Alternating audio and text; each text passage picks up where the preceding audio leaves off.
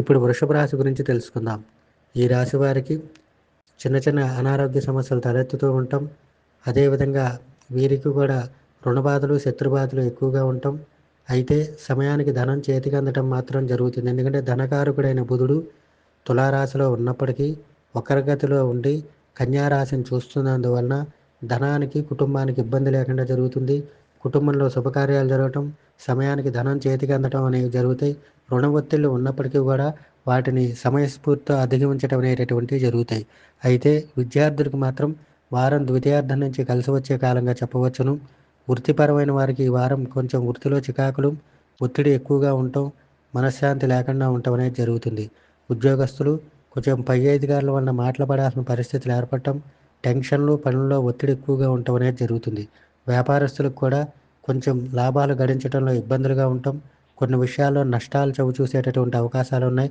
కనుక వ్యాపార లావాదేవీల విషయంలో తొందరపాటు అనేటటువంటిది పనికిరాదు. ఈ రాశికి సంబంధించినటువంటి వారికి వివాహం కోసం ఎదురు చూసేటటువంటి వారి శుభకార్యాలు జరుగుతాయి. అదేవిధంగా వాళ్ళ శుభవార్తలు వినటం అనేటటువంటివి జరుగుతాయి. గృహంలో శుభకార్యాలతో పాటుగా స్థిరాస్తులు కొనుగోలు చేసేటటువంటి యోగ్యత అనేటటువంటిది ఉన్నది. అయితే షేర్ మార్కెట్లో పెట్టుబడి పెట్టేటటువంటి వారు ఈ వారం వాయిదాలు వేసుకుంటే బాగుంటుంది. ఆర్థికపరమైనటువంటి విషయాల్లో తొందరపాటు అనేటటువంటిది పనికిరాదు. అదేవిధంగా ఇతరులకు సలహాలు ఇచ్చేటటువంటి విషయాల్లో కూడా తొందరపాటు అనేది పనికిరాదు.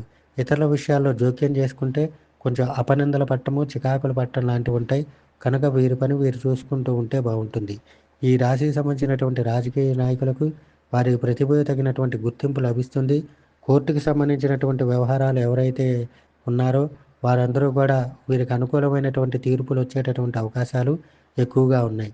ఏది ఏమైనప్పటికీ ఈ రాశికి సంబంధించినటువంటి వారికి సమస్యలు ఏవైతే ఉన్నాయో వాటిని అధిగమించడానికి ప్రతినిత్యం విష్ణు సహస్రనామం పారాయణగా చేయటం, గురువారం రోజు శివాలయంలో శివుడికి అభిషేకం చేయటం, అదేవిధంగా శ్రీ వెంకటేశ్వర స్వామి వారి వజ్రకవచ స్తోత్రం పారాయణగా చేయటం వల్ల వీరికి ఉండే సమస్యలకు చక్కటి పరిష్కారం అనేటటువంటిది లభిస్తుంది.